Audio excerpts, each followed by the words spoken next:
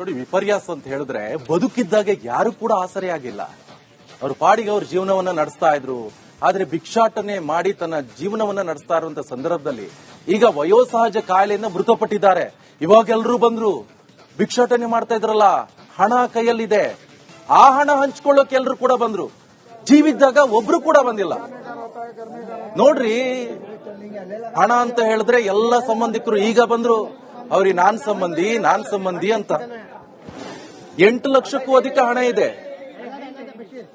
ಬದುಕಿದ್ದಾಗ ಯಾರೊಬ್ರು ಕೂಡ ಆಸರೆಯಾಗದೆ ಬೀದಿ ಬದಿಯಲ್ಲಿ ಭಿಕ್ಷಾಟನೆ ಮಾಡಿ ಜೀವನ ನಡೆಸ್ತಾ ಇರುವಂತ ಮಂಡ್ಯದ ವೃದ್ಧೆ ವಯೋಸಹಜ ಕಾಯಿಲೆಯಿಂದ ಮೃತಪಟ್ಟಿದ್ದಾರೆ. ಆದ್ರೆ ಅವ್ರ ಮನೆಯಲ್ಲಿ ಮೂಟೆಗಟ್ಟಲೆ ನೋಟು ಹಾಗೆ ನಾಣ್ಯಗಳ ರೂಪದಲ್ಲಿರುವಂತಹ ನಗದು ಸಿಕ್ಕಿದೆ.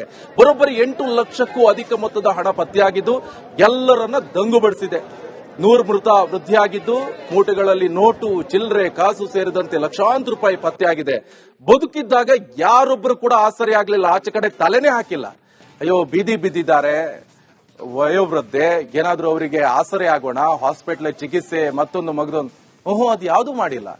ಇವಾಗ ಬಂದ್ರು ನೋಡಿ.